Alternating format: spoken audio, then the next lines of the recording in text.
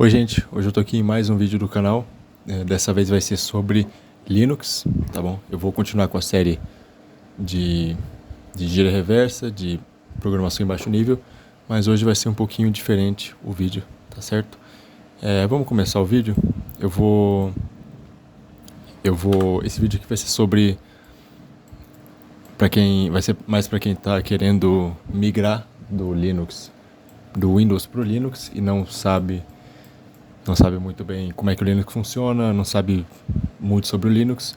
Esse vídeo aqui eu vou estar abordando todos os pontos principais, tudo que você precisa saber basicamente para poder migrar para o Linux, se você está usando o Windows ou algum outro sistema operacional, um macOS, por exemplo, e você quer migrar para o Linux.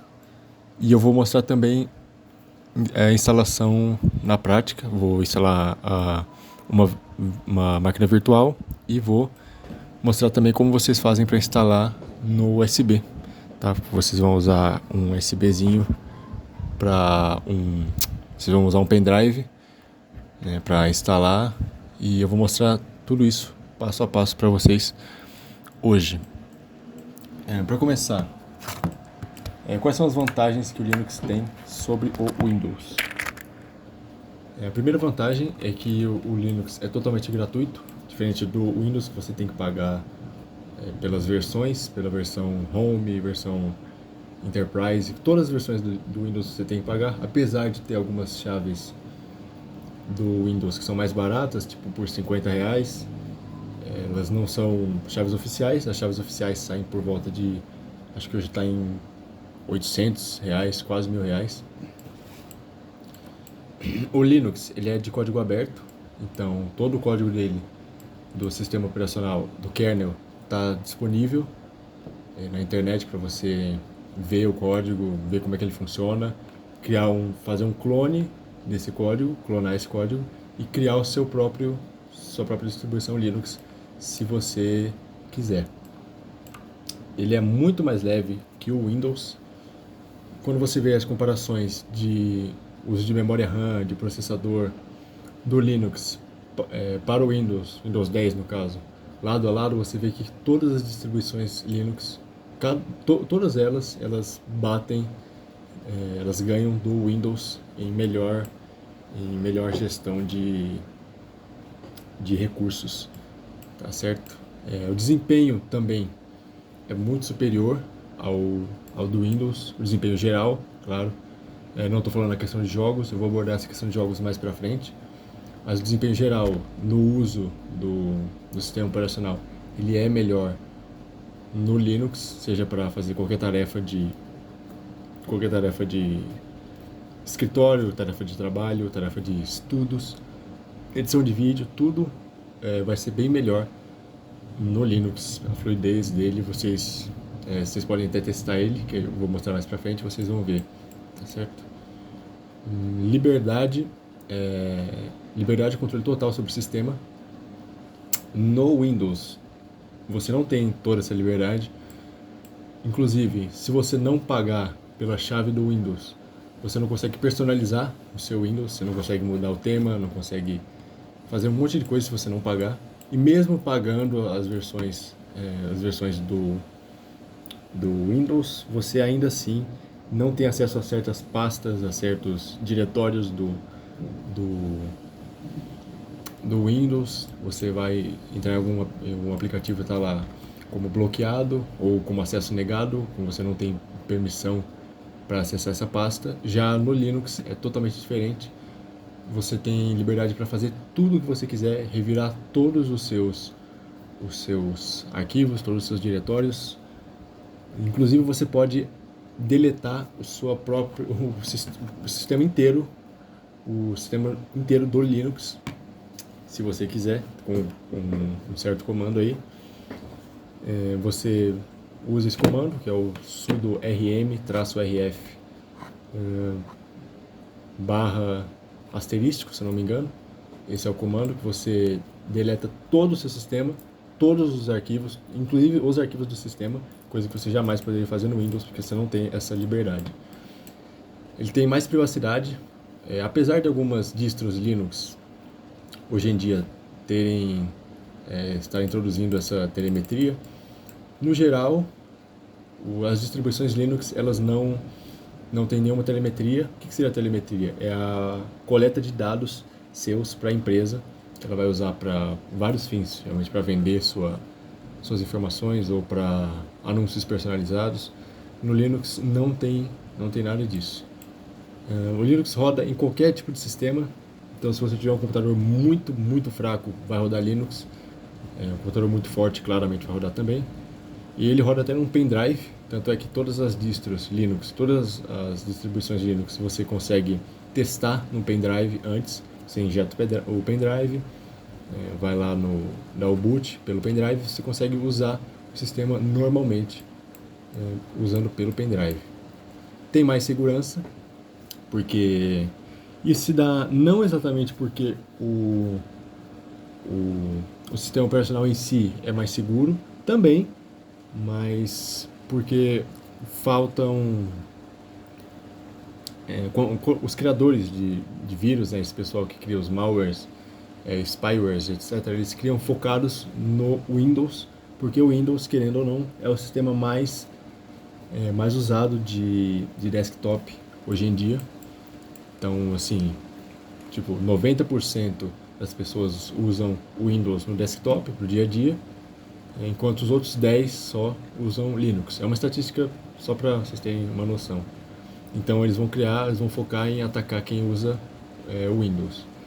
Então não tem vírus, não é que não tem vírus, né? Mas os vírus no Linux são bem menores, tem bem menos quantidade do que no Windows. No Windows qualquer coisa que você clica pode ser um vírus. No Linux é um pouco mais difícil disso acontecer, tá? Então ele é mais seguro por isso. Não estou falando que você pode sair clicando em qualquer coisa e baixando qualquer link, porque você vai pegar um vírus no seu Linux de qualquer jeito, mas no geral ele tem mais segurança do que o Windows. O Linux é de fácil instalação, eu vou mostrar para vocês também na prática como instalar o Linux na sua máquina virtual ou na sua máquina de desktop aí mesmo. É muito simples, uma instalação extremamente simples, fácil, e ela é rápida, diferente do Windows, que exige um monte de coisa para você iniciar o seu sistema. Ele faz um monte de pergunta, se você quer baixar, se você quer ativar a Cortana, se você quer... No Linux não tem nada disso, você seleciona a partição que você quer e você instala. E updates podem ser instalados quando quiser.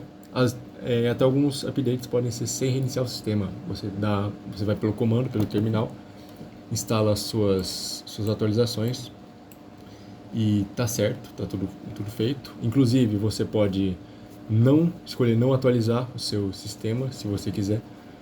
Se você preferir não ficar com a mesma versão do Linux por vários anos, você pode.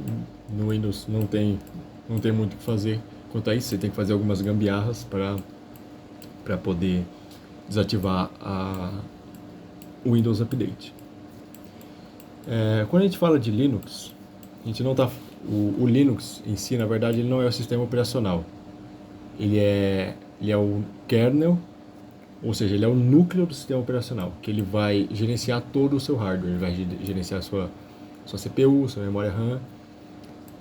E o que a gente fala quando a gente quer instalar o Windows são as distros, as distribuições Linux. São essas daqui, ó. Distribuições Linux são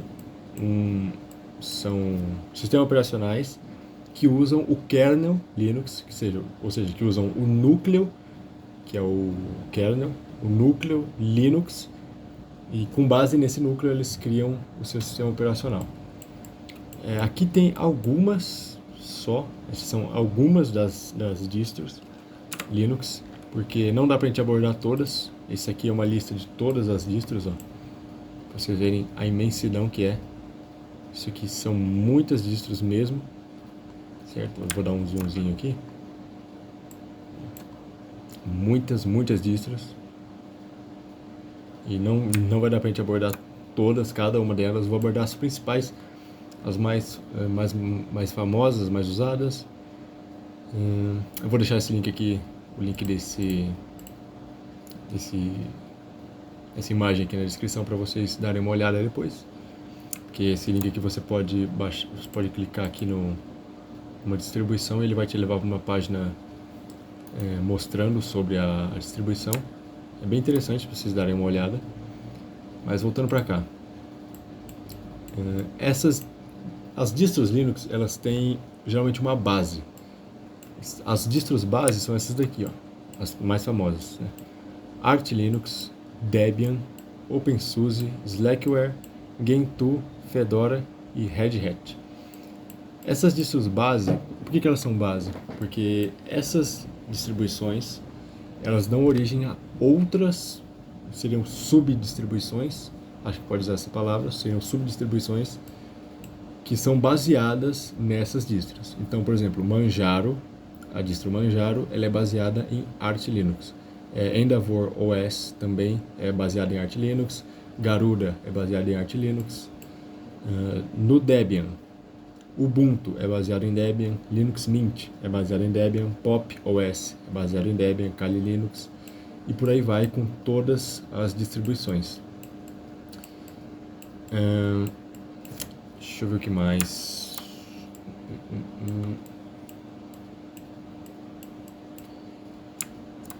Essas distribuições aqui, elas vão ter essas.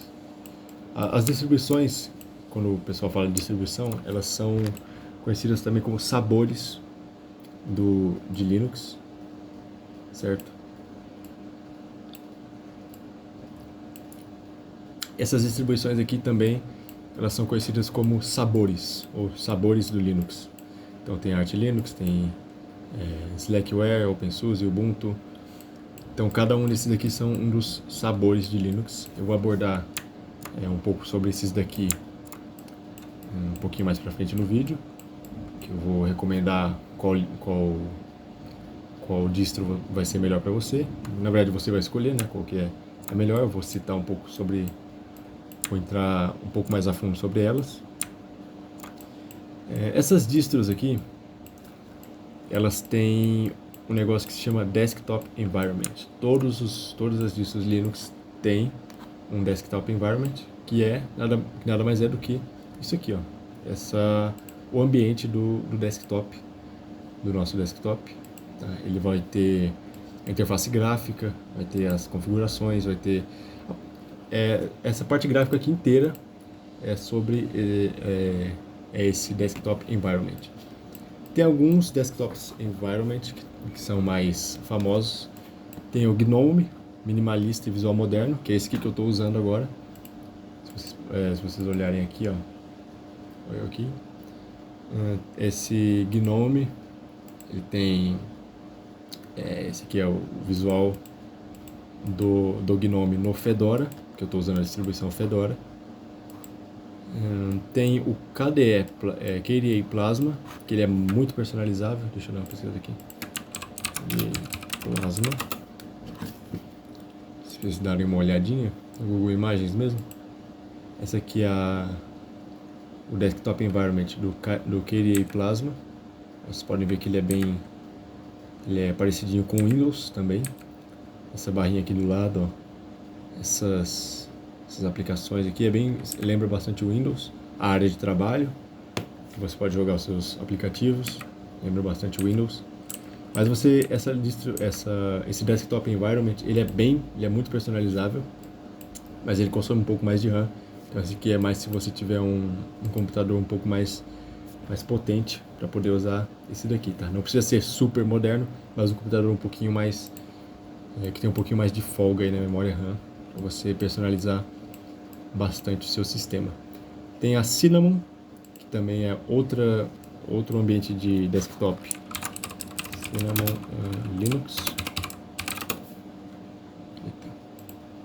Que ele também lembra o Windows. Também lembra o Windows. Aqui essa barrinha aqui do lado. Só que essa Cinnamon aqui ela é um pouquinho mais... Ela lembra um pouquinho o Windows mais antigo, talvez. Um Windows mais clássico. Ela tem um visual mais clássico mesmo. Deixa eu carregar aqui. Ela é bem famosa no Linux Mint, mas você pode usar em outras distros também, se você preferir, se você gostar do visual dela. Essas daqui, desse lado direito aqui, elas são distros mais leves, que usam bem menos RAM e são mais recomendadas para PCs antigos, certo? Se você tem um PC ou um notebook aí muito mais defasado, assim, mais antigo, você pode usar esses desktops environment aqui. O primeiro é o XFCE, ele não tem muitos efeitos visuais. XFCE, que tem um visual mais simples, ele é mais simplista. Aplicaçãozinha aqui em cima, ó. A barra de tarefas, barrinha de tarefas aqui embaixo. Ele é bem mais, a interface dele, os ícones dele são um pouco mais simples, mas ele é bem mais leve também, em comparação a essas daqui.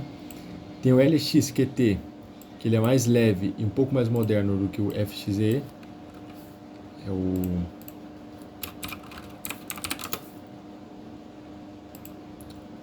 Você pode ver que ele é um pouquinho mais moderno, ele é um pouquinho mais personalizável também. Os ícones dele aqui são mais moderninhos. Também é um desktop environment leve. Tem o LXDE, que ele é muito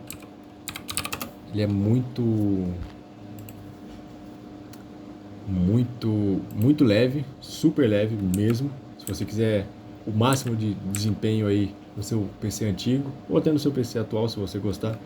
Ele é bem antigão, mas tem um visual bem antigão, mas ele é bem leve. Você pode dar uma personalizada nele, aqui ó, igual esse caso aqui, para ele não ficar com a aparência tão antiga assim, mas ele é bem levinho. E tem o visual mate,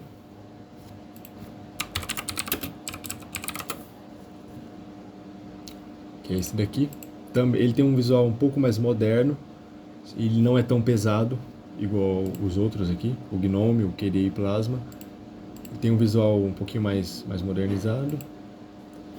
Ele é bem presente, ele também é muito comum o pessoal conhece muito ele pelo Linux Mint, por isso que aqui só aparece do Linux Mint, mas você também pode usar em outras distros, tá certo? E aqui, esses desktop environments, você tem liberdade de escolha. Então você pode escolher qualquer um desses daqui, qualquer desktop environment, não só desses daqui, tem outros desktop environments que você pode escolher em qualquer distro que você está usando. Se eu quiser usar um Ubuntu com Gnome, ou quero usar um Fedora com Cinnamon, aqui você vai conseguir usar, tá certo? Vamos ver aqui. Eu ia criar uma VM agora, mas eu vou deixar um pouquinho mais para frente. Eu vou introduzir mais vocês sobre o Linux.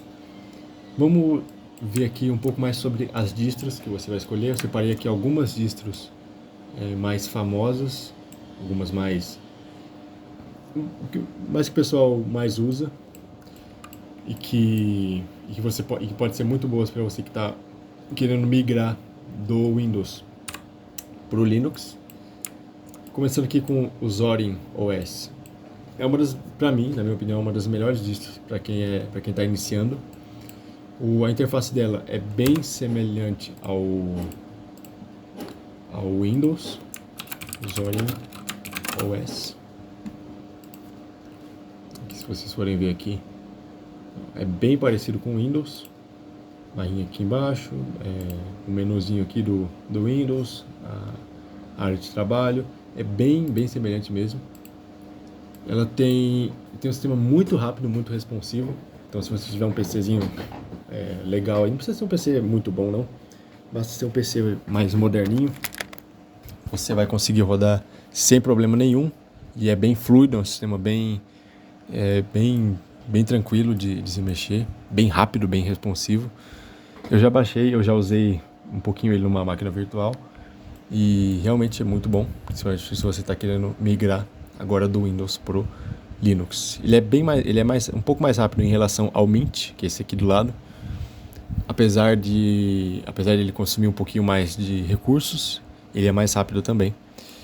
E ele permite a mudança também de interface. Você pode, se você quiser fazer ele parecer um pouquinho mais com o Mac, se você usa um Mac ou se você gosta da interface do Mac, você pode fazer ele se parecer um pouquinho mais com a interface do Mac OS.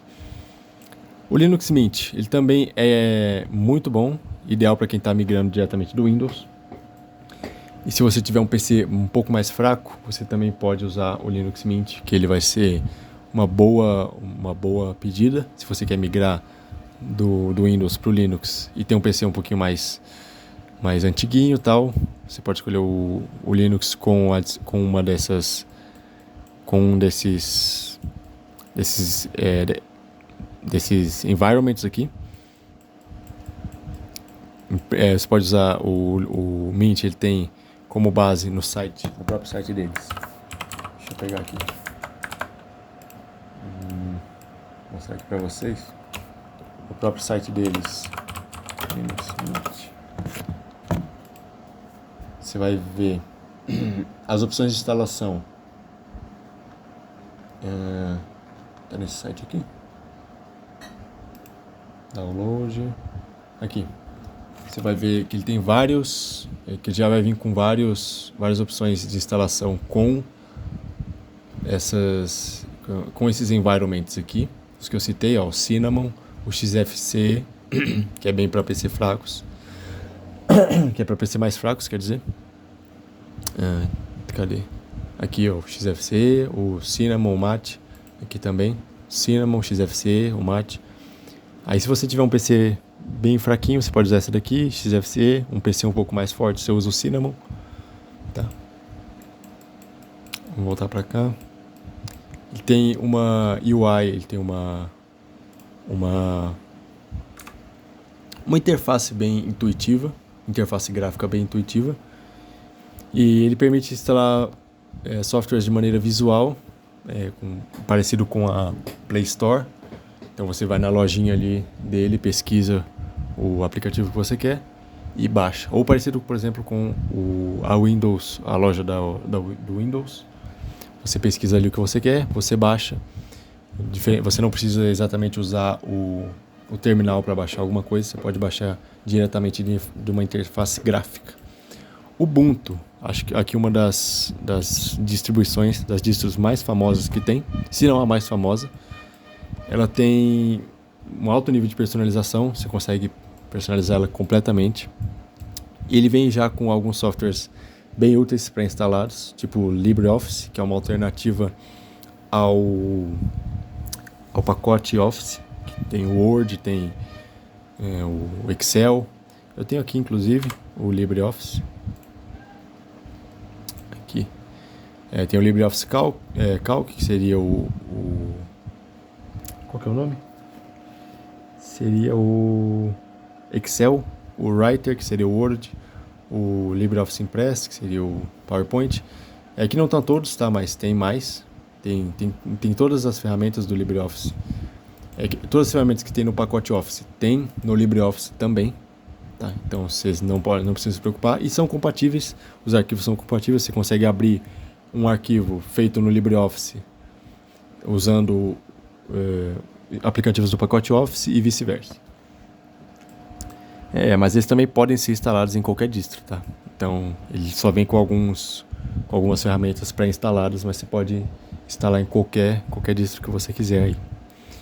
Ele é conhecido por ser mais seguro que o Windows, porque o pessoal compara muito o Windows com o Ubuntu, quando se trata de comparação de Linux para Windows, né?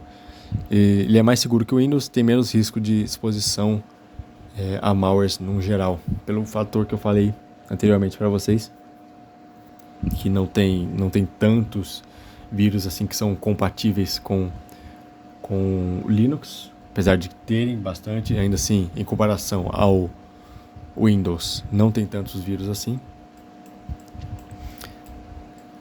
OpenSUSE, esse OpenSUSE aqui, ele é bom tanto para se você quiser usar como desktop aí na sua casa, quanto se você tiver uma empresa ou um servidor. Ele é bastante usado para servidores também. Eu particularmente nunca usei o OpenSUSE, mas eu sei que ele é uma distro. Eu vi o pessoal das comunidades falando que ela é uma distro muito boa, tem grande compatibilidade, principalmente com hardware da NVIDIA. Então, se você tiver uma GPU da NVIDIA aí, você pode usar o OpenSUSE, que ele vai ter uma compatibilidade maior, já que Linux não é muito conhecido por ter compatibilidade com NVIDIA, certo? Com a AMD, ele tem compatibilidade nativa.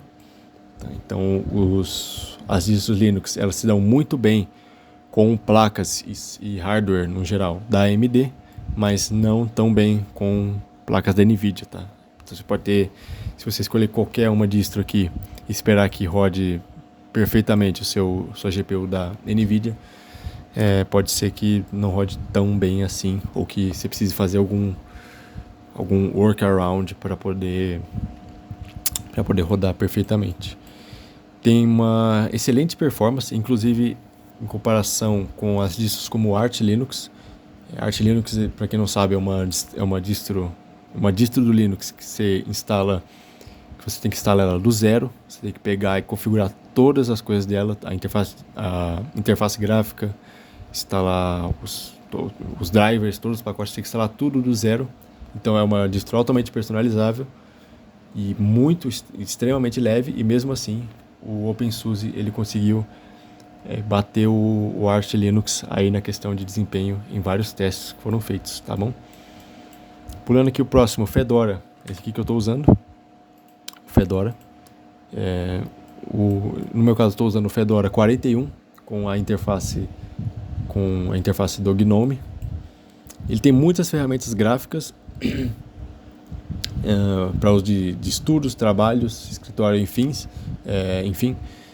E aqui vocês podem ver que ele é uma distro bem gráfica mesmo, pelo menos com o GNOME. E sem o GNOME também, ele é uma distro bem gráfica, ela tem essas ferramentinhas aqui que são bem visuais. Para você que não gosta muito de mexer no terminal. Eu gosto de mexer no terminal, eu particularmente mexo bem mais no terminal do que em interfaces gráficas, mas o Fedora também ele dá uma ajudinha aí, muitas vezes quando você quer um negócio mais gráfico, quer um negócio mais visual ali, você tem bastante disso aqui no Fedora. Ele é bom também para quem está começando, apesar de não ser a melhor, não ser a ideal, para quem está começando agora é uma boa escolha. Ele também tem maior proteção a vírus, a malwares, devido à sua política de proteção de redes. Tá? Se você for ver aqui deixa eu abrir no Google. Cadê o... Acho que eu fechei.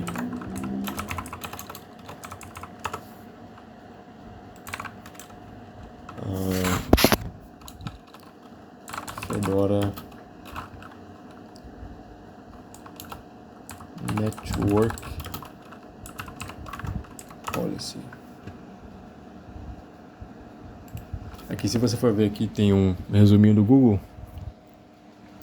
que ele diz aqui: Fedora tem uma política de segurança que protege, que roda em segundo plano, que protege contra tráficos suspeitos de rede. Aqui Fedora tem uma política de segurança que protege em segundo plano e com o firewall, que ele faz um manage no tráfego, e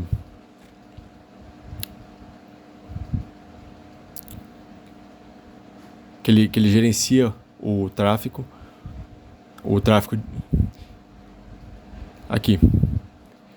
Aqui o Fedora tem uma política de segurança e de rede em segundo plano e um firewall que gerencia o tráfego de rede, e essa segurança, essa política deles traz uma segurança a mais do que outras distros por aí. Não é que as outras não sejam seguras, mas o Fedora tem essa camadinha a mais aí de segurança. Tá bom? Opa. Vamos aqui pro Debian. Debian tem mais packages, mais pacotes do que as outras distros. Eu vou explicar o que são pacotes muito em breve. aqui no vídeo, mas você precisa saber que o Debian ele tem mais pacotes que são softwares, que incluem os programas, incluem as libraries para maior compatibilidade com outros softwares, recursos de sistemas, entre outros. Os packages são, basicamente, em outras palavras, os aplicativos, as livrarias, né, que dão compatibilidade com o sistema, coisas que aumentam a compatibilidade do sistema. O Debian ele tem mais suporte a isso aqui, tá? Porque a comunidade Debian é muito grande. E ele mantém a versão de suporte dele por muito mais tempo. As atualizações dele são muito menos frequentes. Eu vou explicar também em breve aqui no vídeo sobre esse negócio de atualizações. Então você pode usar a mesma versão do Debian por muito, muito tempo, que isso não vai deixar o seu... Você não vai perder o suporte, e você não vai deixar... Não vai acabar desestabilizando a sua distro, diferente de distros que atualizam o tempo todo, certo? O Manjaro é uma distro baseada em Arch Linux. Ela tem um excelente suporte para hardware, porque ele detecta e escaneia automaticamente os drivers necessários. Então, aqui com o Manjaro você não precisa se preocupar com ficar instalando drivers manualmente, ficar procurando qual driver do seu periférico, o driver da sua placa. Ele vai escanear automaticamente. Ele faz esse processo de forma bem... na verdade tem um comando que você consegue fazer isso. Você consegue escanear e detectar automaticamente. Ele escaneia e já baixa também, já te dá a opção de baixar e instalar esses drivers sem precisar fazer isso manualmente. Você também não precisa lidar com PPA, Personal Package Archive. Eu vou explicar também o que é PPA aqui nesse vídeo. Mas um resumo aqui, são repositórios onde se encontram programas que não estão nos repositórios oficiais da sua distro. O que seria isso? Por exemplo, eu tenho um pacote, um programa que ele está disponível no Fedora, mas ele não está disponível para... Ele foi feito para o Fedora, mas ele não está disponível para outras distros. Aí você usa o PPA, que é o Personal Package Archive, para poder baixar esse arquivo, que é de outra distro, você pode baixar na sua distro. Então vamos falar um pouquinho mais sobre esses arquivos e um pouco sobre os pacotes do Linux. Packages são programas, bibliotecas, libraries, né? E outros componentes do software, do software do Linux. Então, aplicativos aí, os componentes internos do Linux também entram aí nos packages. E esses packages existem alguns gerenciadores de pacote. O DNF, eu vou explicar o uso deles também mais para frente. O DNF é o gerenciador de pacote de distros como Fedora e os derivados. O Pacman, ele é o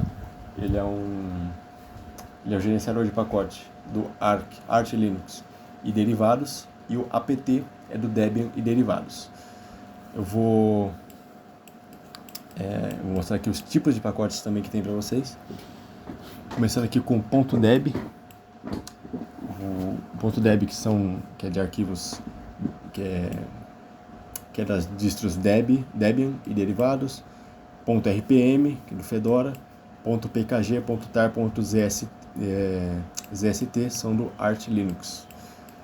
Esses tipos de pacotes aqui, geralmente eles são de aplicativos. Então, quando você baixa algum aplicativo, por exemplo, baixei um programa no meu Linux, e aí ele veio como .deb, por exemplo, ou como .rpm. Vou usar aqui o .rpm, que é a minha distro, que é o Fedora. Baixei o arquivo, ele veio com .rpm. Como é que eu faço? Eu dou um duplo clique e ele não abre. Então o que você tem que fazer? Para instalar o pacote RPM, você pode usar o comando sudo. Esse comando sudo ele dá permissão de administrador, sudo rpm, o nome do gerenciador de pacote, -i, install, o nome do seu arquivo, .rpm. Se você quiser atualizar, sudo rpm, -u de update, o seu arquivo .rpm, ou o método de instalação mais recomendado, que é o sudo dnf, aqui o dnf, que é o gerenciador de pacote, aqui é o sudo dnf, você dá um sudo dnf, install, e o nome do seu arquivo é .rpm. Se for no caso do OpenSUSE, que também aceita arquivos RPM, você usa o sudo zyper install e o seu arquivo RPM. Aí quando é no caso de pacotes Debian, de pacotes.deb, você pode instalar usando sudo dpkg-i, o arquivo .deb.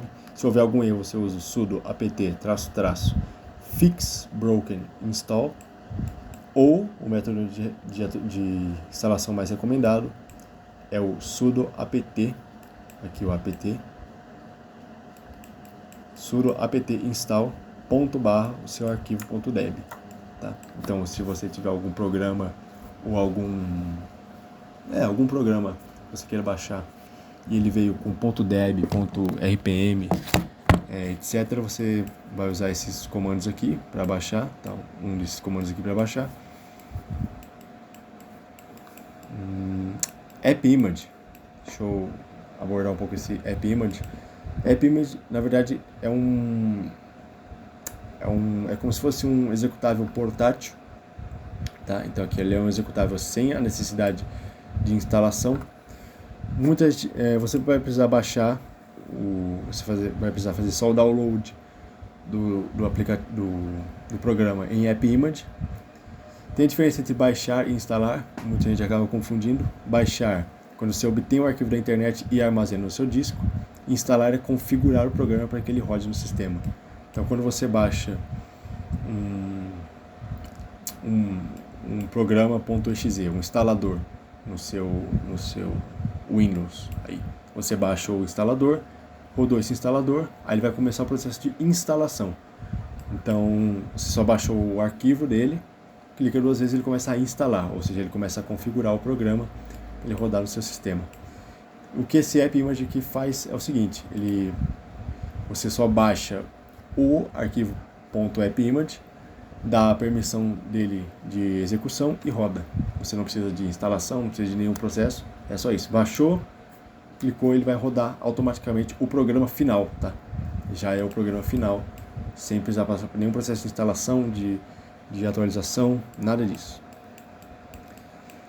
Pacotes Flatpak não, né? O sistema de arquivos Flatpak é um sistema de distribuição de arquivos que rodam isolados do sistema,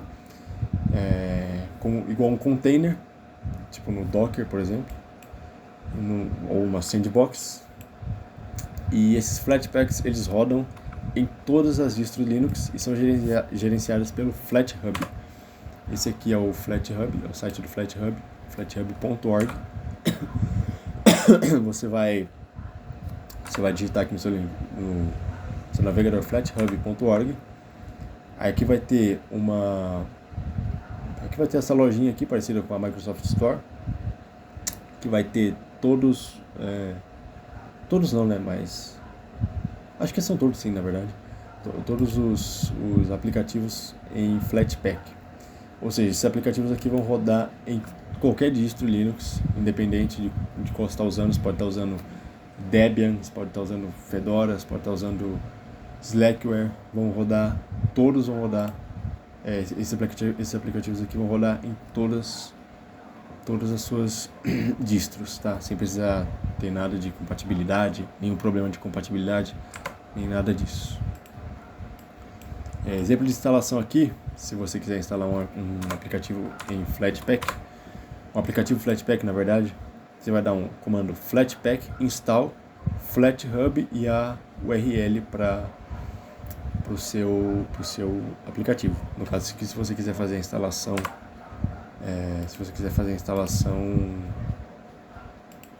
via terminal, tá? Aí você vai Flatpak, install, FlatHub e a URL.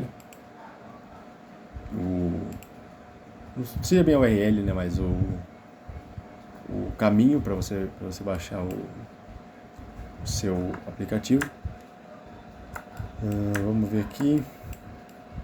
A gente falou aqui, abordou agora sobre os pacotes, tipo de pacote, tipo de programa que você vai rodar no seu Linux.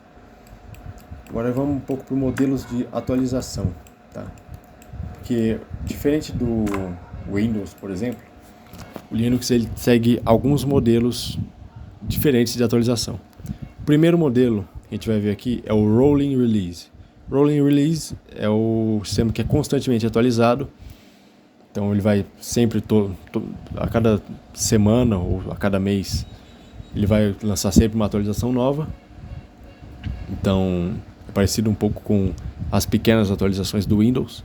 Quando você vai baixar uma atualização pequenininha lá, ou no seu celular, por exemplo, quando você baixa alguma atualização para corrigir alguma coisa, corrigir um bug, o Linux tem esse sistema aqui que se chama Rolling Release, tá? Que vão ser essas atualizações mais frequentes.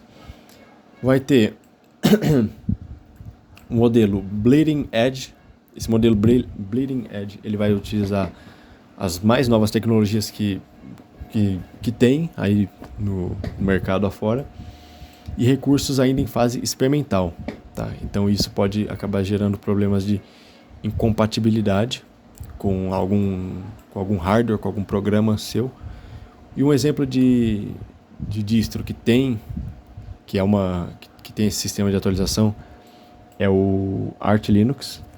Ele funciona assim, ele está sempre constantemente atualizando, então você sempre vai ter as tecnologias mais novas, as features mais novas de tecnologia, mas em compensação você corre esse risco aí de instabilidade, de incompatibilidade que pode acabar acontecendo com a sua distro. O modelo de atualização LTS, Long Term Support, são distros que recebem atualizações depois de longos períodos. A cada 3 ou 5 anos ele recebe uma atualização nova. Então você que não gosta de ficar atualizando o seu sistema, ou você que gosta de ficar num sistema permanente, esse aqui é um bom modelo de atualização para você. É bom você escolher uma distro que tenha esse LTS, aqui, esse sistema de atualização LTS. E essas distros também recebem suporte por longos períodos. Tá? Então você baixou uma distro que ela é uma distro LTS e você vai ter suporte. Por exemplo, baixei hoje em 2025, você vai ter suporte por 9, 10 anos aí dessa distro. Um exemplo de distro que tem esse sistema de atualização é o Ubuntu. Tá? O Ubuntu tem a versão LTS e tem a versão Rolling Release também. Você pode escolher no site as duas. Deixa eu mostrar aqui para vocês. Quando você entra no site do Ubuntu para baixar o seu Ubuntu, vai ter aqui, você vai na aba de downloads e vai ter aqui Ubuntu 2024 LTS, tá? Que vai ser a versão de Long Term Support. E essa daqui que vai ser a versão Rolling Release. Tá? Ele vai lançar atualizações periódicas, mas não vai ter... O suporte dela não vai ser por tanto tempo. Aqui vocês podem ver, ele vai ter suporte, no caso aqui, só até julho de 2025. Passou disso, ele não vai mais dar suporte, diferente da versão LTS. Agora que a gente já viu, já tem uma visão geral sobre o Linux, sobre os desktop environments, sobre os packages que tem, tipo de atualização. Eu dei uma geral aqui sobre os sistemas operacionais, qual você pode escolher, um pouco sobre as distros. Agora vamos baixar uma distro e testar ela aqui com vocês. Vou baixar aqui uma. Primeiro vou usar aqui o VM VirtualBox. Você pode baixar aí no seu Windows também para você fazer o teste, se você quiser testar uma distro antes de você usar ela de fato no seu computador. Para isso você vai vir aqui no site da Oracle, eu vou deixar esse site aqui na descrição, no site do VirtualBox, na verdade. Você clica aqui em Download e vai selecionar aqui a sua plataforma, tá? Aqui Linux, distribuições Linux. Se você estiver no Windows, clica aqui no Windows Hosts. Vai clicar, ele vai pedir para você salvar o arquivo, ele vai salvar o arquivo .exe e vai começar a instalação. Quando você instalar e abrir ele, vai vir essa telinha aqui. Daí você vai clicar aqui em New. Você vai colocar o nome do seu sistema operacional. Vou colocar aqui, por exemplo, Ubuntu. Aqui ele vai reconhecer automaticamente, dependendo do nome que você colocar. Mas pode colocar qualquer coisa, tá? Você pode colocar aí qualquer o nome que você quiser. Que ele vai baixar independente. Aqui no caso vou colocar Ubuntu. Ubuntu teste. Escolher o local onde você vai querer salvar. Uma ISO. Vai escolher uma ISO. Eu baixei no caso essa daqui. Posso ser aqui, ó. Eu baixei no caso essa daqui do Ubuntu LTS. LTS não. Eu baixei essa daqui do Rolling Release. Deixa eu abrir aqui. Baixei a versão Rolling Release. Você vai ver na sua janelinha ISO Image Other. Você vai até a pasta que está a sua ISO, dá 2 cliques nela. O tipo, geralmente ele vai reconhecer automaticamente, tá? Mas se não reconhecer, você vai colocar de forma manual, tipo Linux, subtipo Ubuntu, versão 64 bits, que é o que a gente vai baixar aqui. Aqui, ele vai pedir um username, vou colocar user, senha, vou colocar user também, mas você vai colocar a senha do seu sistema, senha normal para você logar. Hostname, você não precisa se preocupar. Hardware. Aqui descendo um pouco na parte de hardware, você vai selecionar quanto de memória RAM você vai querer alocar para o seu sistema enquanto ele está rodando, tá? Isso aqui não vai ficar sempre usando esse tanto de memória RAM, vai ser só enquanto você estiver rodando sua máquina virtual, claro. Aqui eu vou deixar 8 GB. Quantos processadores você vai querer usar? Vou deixar no meu em 4 processadores, 4 núcleos, threads, não sei. Mas esse aqui é o quanto de processamento você vai alocar no seu sistema operacional. Hard disk. Esse aqui vai ser a memória que você vai alocar para memória de armazenamento que você vai alocar. Vou colocar aqui 40 GB. VDI, virtual, que você pode deixar do jeito que está. E dar um finish. Dá um start. Aqui no caso, o meu ele está dando um erro, porque eu tô no Linux e eu não configurei direito isso aqui, mas se você tiver no Windows, fizer todo esse processo aqui e clicar em Start, ele deve iniciar tudo certinho, tudo normal. Eu vou testar aqui no máquina virtual já embutida no Linux, mas aí se você tiver no Windows, você usa essa daqui, essa Oracle VirtualBox, faz esse processo que eu falei, dá o Start e vai dar tudo certinho. Memória que eu quero para ele, eu colocar 8 GB. Aqui vou colocar uns 30 GB de espaço. E eu dar um Create. Aqui, essa aqui vai ser a mesma tela que você vai ver na sua máquina virtual, aqui no VirtualBox, tá? A mesma coisa, é só o processo mesmo que eu falei que é diferente. Só o processo de setup aqui que é diferente, mas você vai ver a mesma coisa, tá? Você vai ver essa tela aqui, Try or Install. Você vai selecionar essa primeira opção, que é testar a distro ou instalar. Aí ele vai começar. Isso aqui também vai ser a mesma tela que você vai ver quando você estiver fazendo esse mesmo processo na sua máquina, tá? Para você baixar.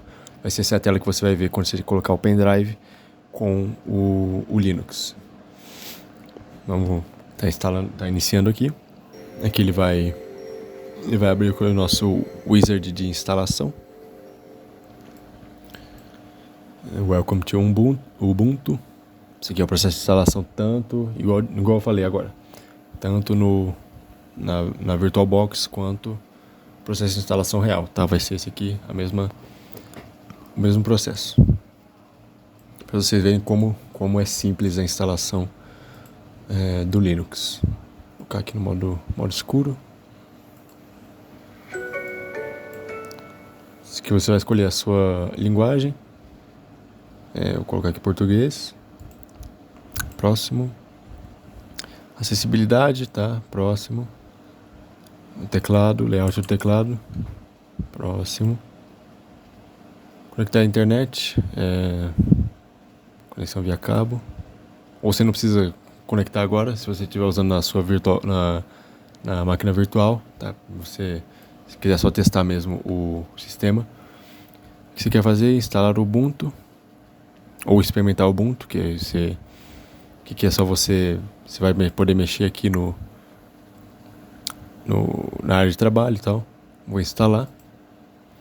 Instalação interativa, que ele vai guiar passo a passo. Instalação padrão. Acho que se você quiser instalar driver de terceiro para Wi-Fi e placa gráfica. E suporte para alguns formatos adicionais. Eu não vou instalar, mas você pode instalar se você quiser.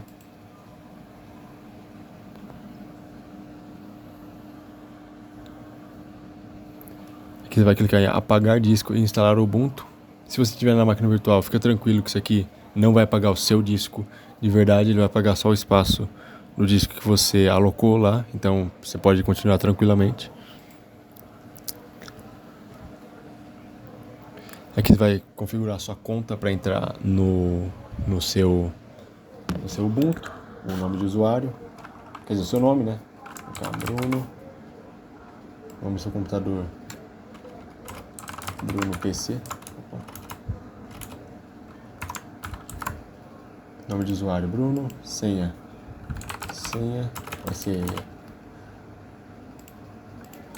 senha.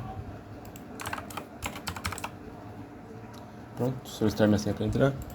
Colocar não, mas você coloca assim se quiser. Próximo. Selecionar seu fuso horário. São Paulo. Próximo. Revisar sua escolha. Instalar. Aqui ele vai começar o processo de instalação e eu volto assim que estiver pronto. E enquanto ele instala aqui, você pode mexer um pouquinho no seu Linux para você ver como é que é. Você clica aqui nesse setinho aqui que vai abrir a barrinha. Aí você pode clicar aqui, ó, mostrar os apps que ele vem. Aqui ele está usando a interface do GNOME, tá? Essa aqui é a versão LTS. Aqui ele tem várias áreas de trabalho que você pode selecionar. Inclusive, se você arrastar para cá algum aplicativo para outra área de trabalho, ele vai automaticamente criar mais uma. Então você pode criar várias áreas de trabalho se você quiser. É muito bom para organização, essa interface aqui do GNOME, especificamente. Mas você também pode mudar a sua interface. E eu vou também, nessa máquina virtual, vou mostrar um pouco na prática de como mexer no Windows. Vou mostrar os comandos no terminal, vou mostrar como instalar os aplicativos e um pouco de como usar ele na prática, usar no dia a dia. Então aqui já concluiu a instalação. Vocês podem ver como foi bem fácil de fazer, porque foi só aquela aquelas etapas que eu mostrei para vocês. Agora eu posso reiniciar agora, que o Ubuntu está pronto para uso, posso reiniciar. Isso aqui vai ser igual para várias outras distros. Talvez algumas podem ser um pouquinho diferentes, mas todas vão ser nessa base. Vou iniciar aqui de novo. E aqui está nosso sistema pronto para uso. Complete sua configuração, aqui ele vai pedir umas... esse aqui é opcional. Algumas configuraçõezinhas a mais pós-instalação. Você pode escolher melhorar. Você pode escolher aqui ajude a melhorar o Ubuntu. Você pode escolher compartilhar seus dados. Aqui de preferência você coloca não, se você você gosta de privacidade e tal, você coloca não compartilhar meus dados. Próximo, começa as aplicações. Aí você abre o centro de aplicações, que aqui ele vai ter, que é bem parecido com a Play Store ou App Store. Aqui você vai ter vários aplicativos, várias coisinhas para você baixar bem de forma rápida e forma gráfica, né? Não precisa ser pelo terminal. E concluído. Tá prontinho aqui o nosso sistema pronto para usar. Pra vocês verem, se fosse em comparação, por exemplo, com o Windows, esse processo não ia ser assim tão rápido, ia ser mais demorado, ia ter toda aquela introdução que você tem. Além de que ia ser bem mais lento no começo, porque ele ia estar iniciando várias coisas, ia estar cheio de bloatware. Bloatware, para quem não sabe, são aplicativos que você tem no seu sistema, mas você não consegue remover e geralmente não agregam em nada. Isso são bloatwares.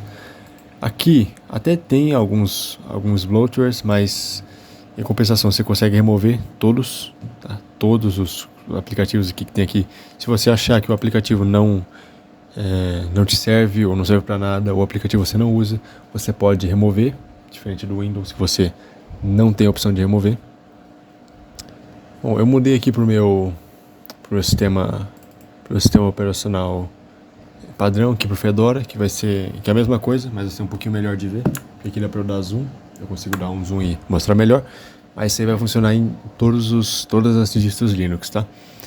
Eu criei aqui também uma tabela, deixa eu colocar aqui do lado, mostrando os principais comandos, tá? Não são todos, obviamente. São os principais que você mais vai usar aí. Vamos começar pelo comando ls. ls vai listar todos os arquivos que tem dentro do diretório. Vai listar aqui, ó. Como o meu só tem esse arquivo, só tem um arquivo. Quando eu dou ls, ele vai listar só esse aqui. cd, ele vai mudar de diretório. Então, se ele der um cd-, ele vai voltar um diretório para um ls, que ele mostra todos os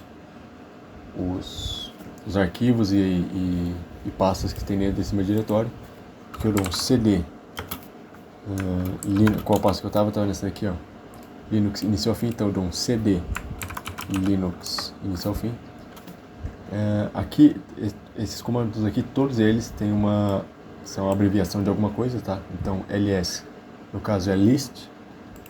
Então vou comando list e vai listar diretórios. cd, change directory, mudar de diretório. Aí que eu mudei meu diretório. Agora tô aqui no diretório documents /linux início ao fim, certo? Comando clear, ele limpa ele vai limpar o terminal. pwd, ele vai mostrar o diretório atual, o caminho inteiro do diretório.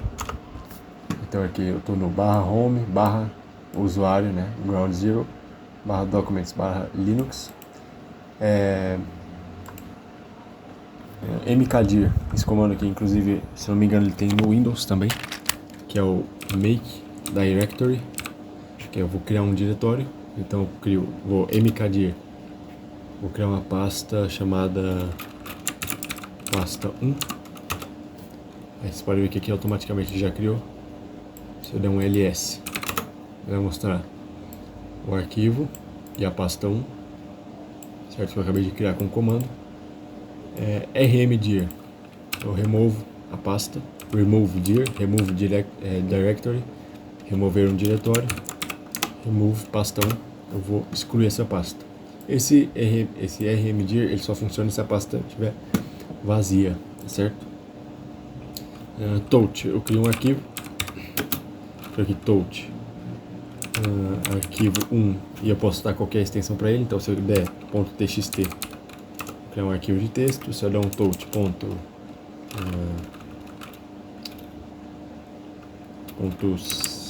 .cpp, eu crio um arquivo um arquivo em C++. Deixa eu dar um clear aqui de novo.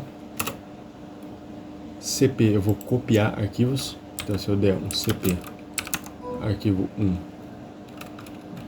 .txt, se eu der esse comando aqui, eu vou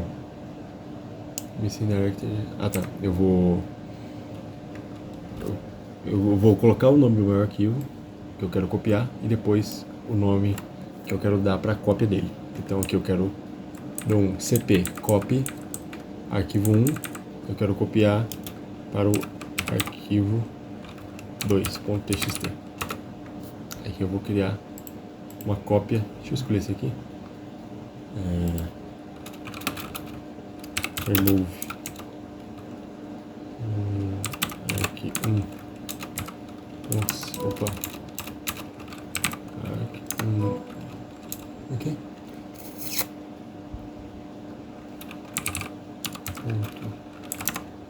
remover esse daqui, remover esse arquivo 1.cpp. Aqui vocês podem ver que eu criei uma cópia, tá? Então sempre que você quiser copiar um arquivo, cp, nome do arquivo,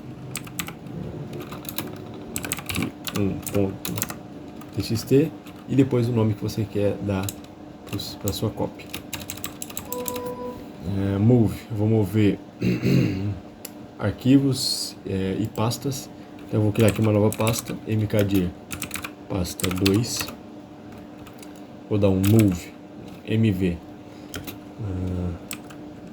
arc2.txt para dentro dessa pasta. Então coloco primeiro o arquivo que eu quero mover e depois a pasta destino, vai ser na pasta 2. Aqui vocês podem ver que eu movi para a pasta 2 o arquivo 2. E se eu tentar usar aqui um remove dir pasta 2, eu não vou conseguir porque o diretório não é, essa pasta aqui não está vazia, tá? Cat, ele vai exibir o conteúdo de arquivos. Então se eu der um cat arquivo 1.txt, ele não vai retornar nada porque eu não tenho nada. Mas se eu der um nano, que é um editor de arquivo, editor de texto, arquivo 1.txt, para editar, eu vou editar aqui o meu texto, vou colocar qualquer coisa, teste de texto,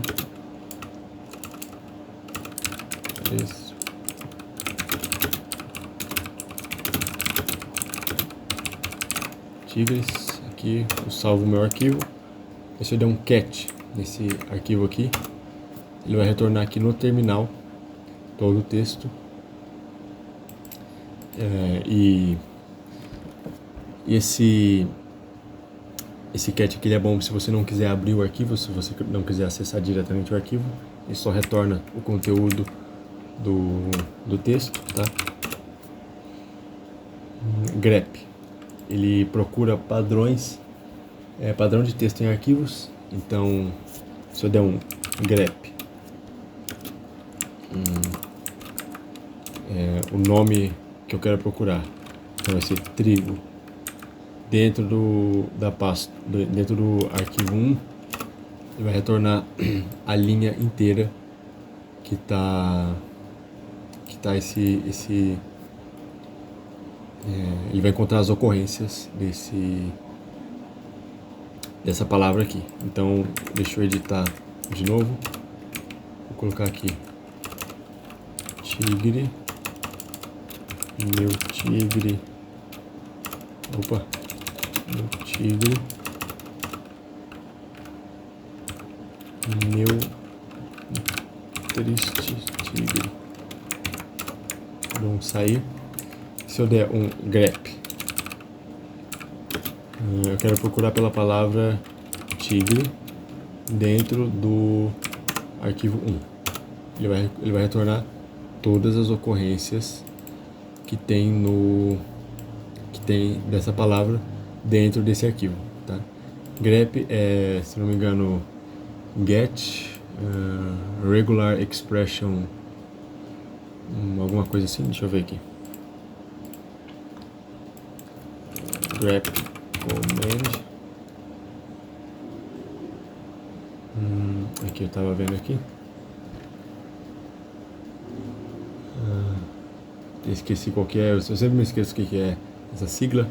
É Global Regular Expression Print, tá? Então ele vai printar expressões regulares. Para quem não sabe, expressões regulares ou regex é quando você quer buscar um certo padrão, Então, por exemplo, todos os arquivos que contêm a letra A, todos os arquivos que terminam com ponto, todos os arquivos ou todas as ocorrências de um certo padrão que você queira. Então, se eu der, por exemplo, um Ctrl F, de encontrar na página, e pesquisar aqui por A, aqui ele vai retornar, aqui não, né, no caso, tá no site mesmo. Deu um Ctrl F de novo aqui. A, se eu der um A, U, aqui não tá mostrando. Deixa eu entrar numa outra página aqui. Essa daqui mesmo, vamos ver se vai dar. Aqui A, vou dar um highlight all. Aqui ele vai mostrar todas as ocorrências da letra A. Se eu quiser só o número 7, vou encontrar todas as ocorrências do número 7. Tá, então isso aqui é basicamente como funciona o regex, expressões regulares, tá? Você vai dar um comando, você vai dar o padrão que você quer encontrar e ele vai retornar para você o que ele encontrou dentro do arquivo, dentro do site, com esse padrão seu que você definiu. Find, ele vai procurar por arquivos e diretórios dentro do seu PC, em qualquer lugar do seu PC. Então esse daqui é um find. Qual que é o nome mesmo do arquivo que eu criei? arq1.txt. arq1.txt. Ele encontrou, certo? Então se ele encontrar alguma coisa, ele vai retornar. Se ele não encontrar nada, ele não vai retornar nada. Isso daqui, esse comando find, ele encontra qualquer tipo de arquivo ou qualquer tipo de pasta em qualquer lugar do seu sistema operacional, tá? Então, se em vez de você ficar procurando de pasta em pasta, de documento em documento, para ver se está lá, você pode só, se você lembrar o nome, você pode só dar um find. O comando chmod, ele vai modificar permissões de arquivos e diretórios, tá? Então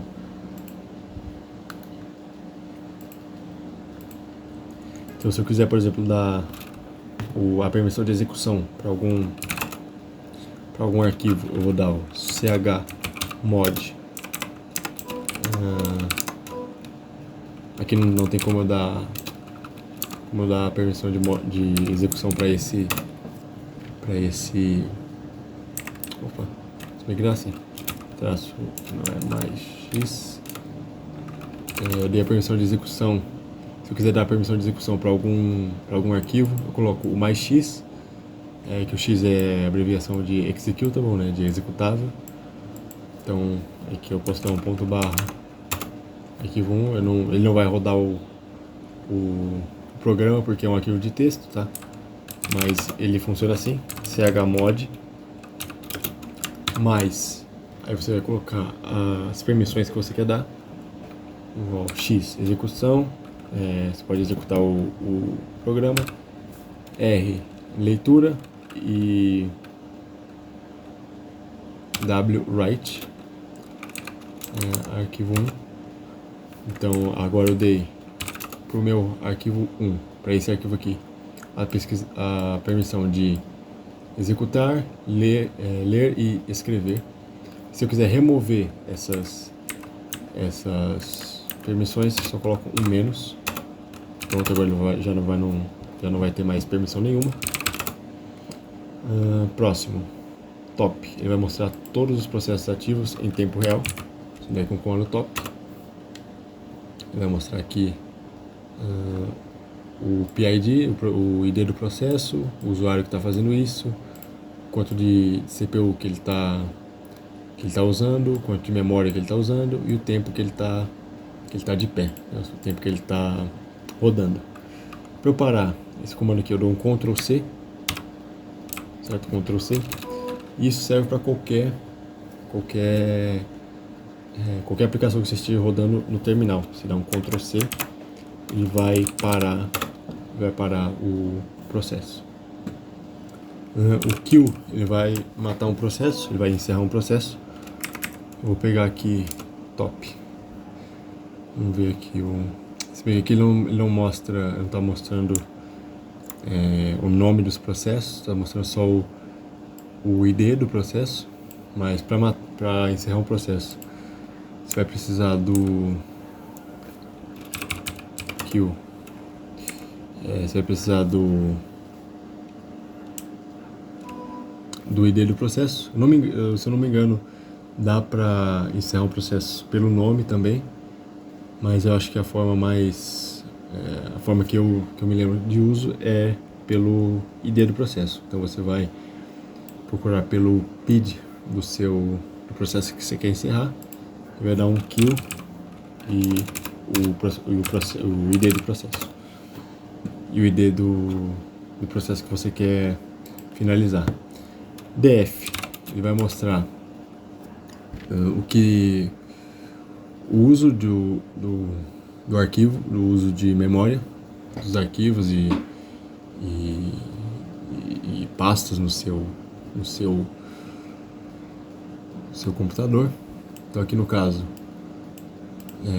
o meu disco principal está usando 34%, meu disco principal ele está usando 34%, está em uso. Eu usei aqui 78 GB, aqui acho que ele está em bytes, se eu não me engano. Eu usei 78 GB, ele tem 152 disponíveis. Aqui é dos outros discos. Dá um clear aqui. DU, ele mostra o espaço de arquivos. Então se eu der só um DU, ele vai mostrar aqui ele não mostrou, mas deixa eu ver aqui, ls DU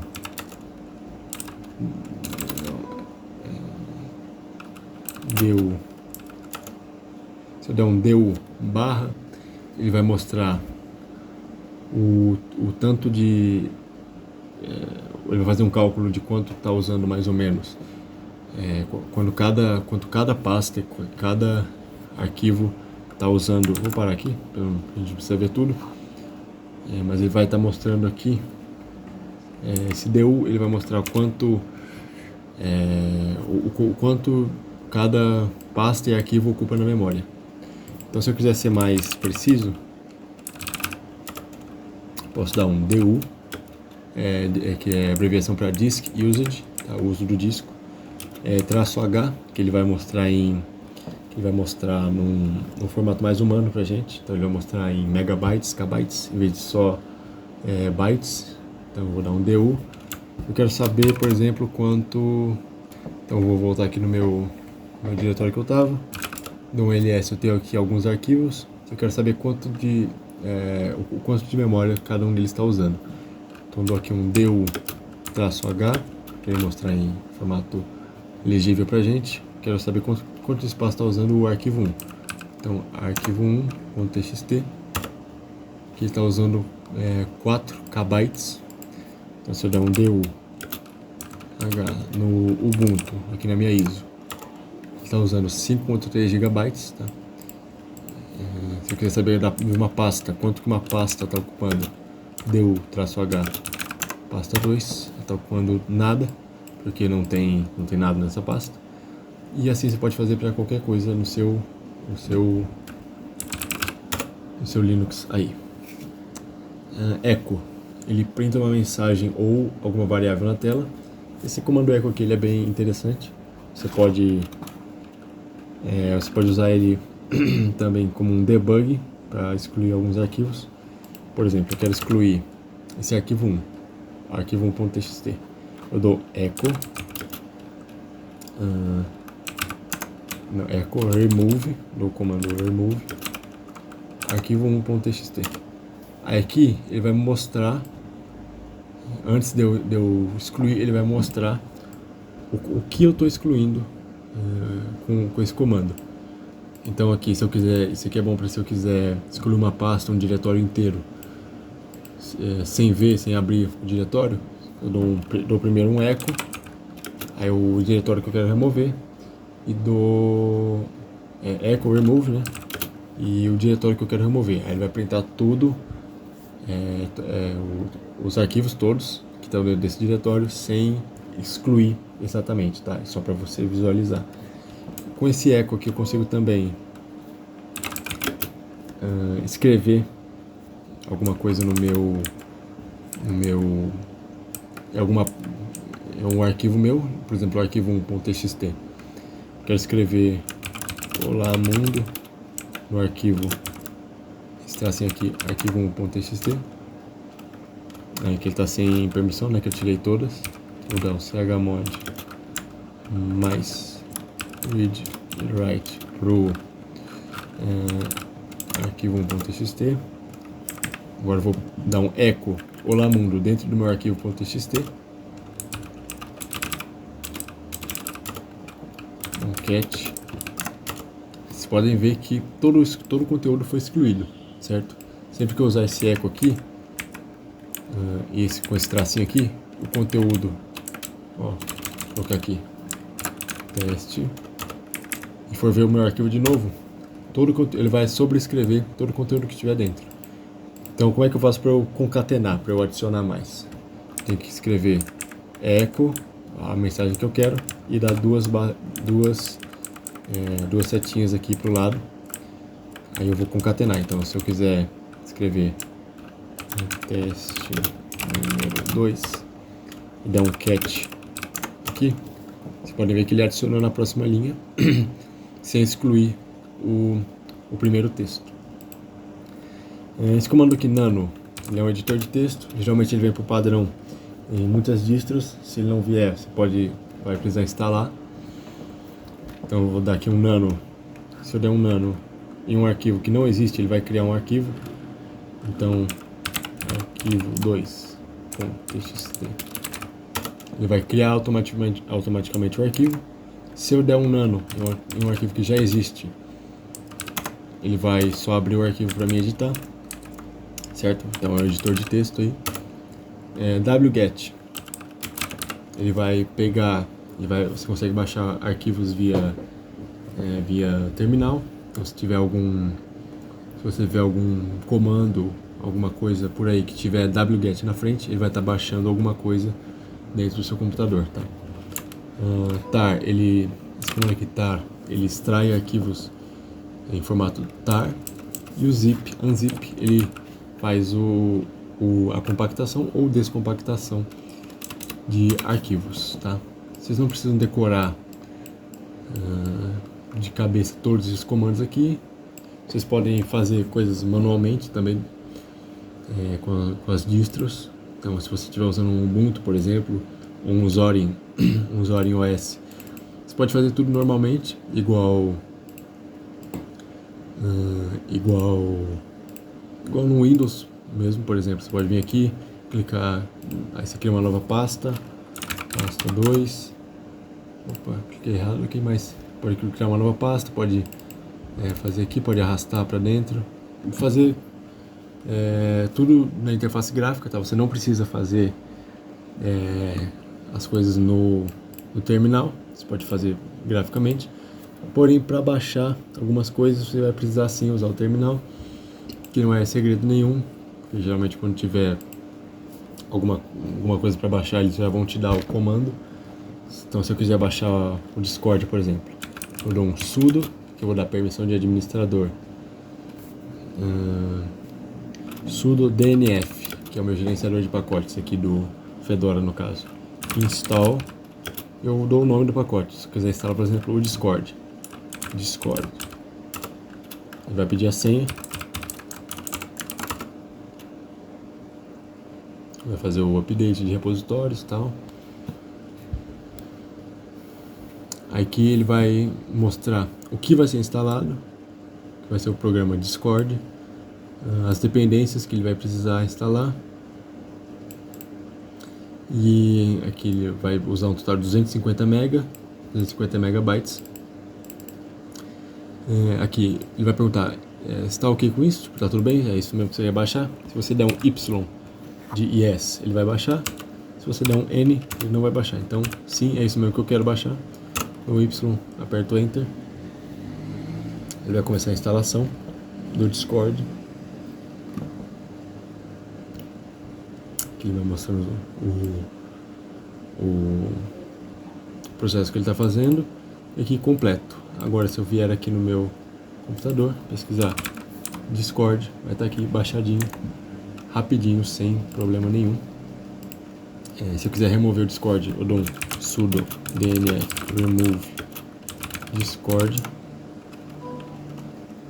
Eu vou dar um remove aqui.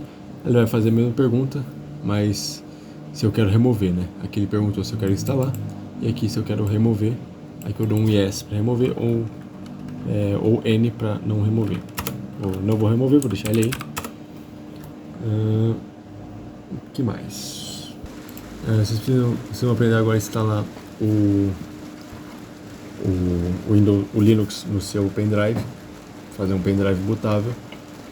Vocês vão ver aqui no site aqui, Balena-Etcher, ou esse aqui, ó, balena-etcher.io, eu vou deixar na descrição também. Vocês vão vir aqui, Download Etcher, ele vai mostrar aqui as versões, selecionando a sua. No caso aqui, se for de Windows, seleciono o Windows, seleciono aqui o meu do Linux. Eu extraí aqui o meu e vou abrir o Balena-Etcher. Quando você abrir, você vai ver essa tela aqui, Flash from File. Então você vai escolher primeiro o arquivo que você quer. Assim que você baixar a ISO do seu sistema operacional, no caso aqui do Ubuntu, baixei a ISO do Ubuntu, então vou selecionar aqui Ubuntu 24.iso, clico aqui, você vai inserir o seu pendrive no seu PC, vai selecionar o alvo que vai ser onde você vai querer instalar. Aqui no meu caso não está instalado, mas você vai, não coloquei o meu pendrive, mas você vai colocar o seu pendrive, vai selecionar o pendrive que você quer instalar. Quando você selecionar, vai clicar aqui na Flash, vai fazer todo o processo de criar o pendrive bootável. Daí é só você vai prestar atenção de finalizar, você dá um finish, pega esse seu pendrive, coloca no seu, desliga o seu PC, coloca esse pendrive no seu PC, aí você inicia a BIOS, e na BIOS você vai selecionar o modo de início. No caso, em vez de você iniciar normalmente com o seu HD ou SSD, você vai iniciar via USB, via entrada USB, e daí é só você fazer o processo de instalação que eu ensinei agora há pouco na máquina virtual. Certo? Acho que por esse vídeo é isso. Ficou bem grande o vídeo, mas acho que deu para cobrir bastante do conteúdo. Tá? Muito obrigado para vocês que estão acompanhando aqui o canal.